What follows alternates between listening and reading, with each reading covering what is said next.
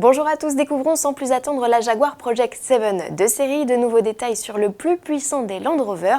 Le Ford Edge débarque dès 2015 en Europe et la première berline Toyota à pile à combustible.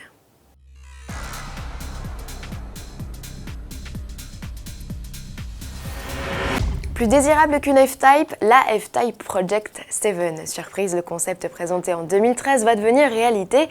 Jaguar a confirmé la production de cet étonnant roadster monoplace inspiré de la Jaguar Type D. 250 exemplaires vont ainsi voir le jour dès le second semestre 2015, tous assemblés à la main par son tout récent département Opérations Spéciales. Et c'est au Festival de la vitesse de Goodwood en Angleterre, là où le prototype avait fait ses débuts, que sera dévoilée cette sportive. Avec son V8 essence suralimenté de 575 chevaux et un 0 à 100 km/h exécutée en 3 secondes 9, elle s'adjuge d'office le titre de Jaguar la plus rapide et la plus puissante de la gamme. Il faut dire aussi que dans sa transformation, le Roadster a perdu 80 kg, mais pas son coffre. Jaguar qui n'est pas peu fière en effet de préciser qu'elle dispose du même volume de chargement que la F-Type cabriolet, à découvrir dès ce 27 juin. Un modèle ultra performant en cache un autre. Jetons à présent un coup d'œil chez le cousin Land Rover qui présente le plus rapide et le plus puissant de tous ces 4x4. Son nom, Range Rover Sport SVR.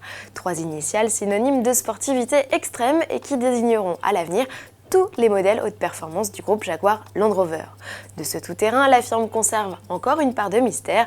Pour preuve, c'est encore camouflé qu'il apparaît dans une nouvelle vidéo et qu'il va participer ces 27, 28 et 29 juin à la célèbre course de côte du Festival de Goodwood. L'occasion pour les spectateurs d'entendre la sonorité hors du commun du monstre, tient à préciser Land Rover.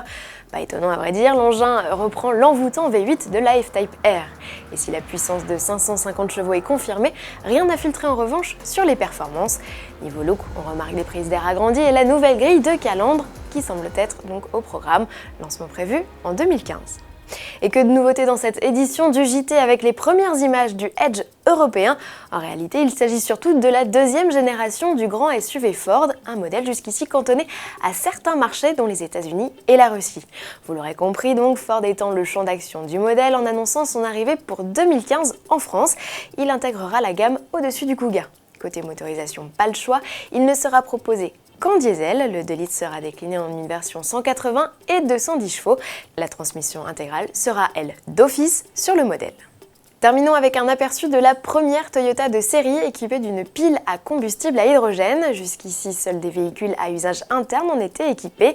À l'image des véhicules hybrides, Toyota compte à nouveau marquer les esprits en démocratisant à grande échelle cette technologie qui, rappelons-le, ne rejette que de la vapeur d'eau. Le modèle qui ressemble comme deux gouttes d'eau au concept présenté à Tokyo en 2013 sera lancé en avril 2015 au Japon.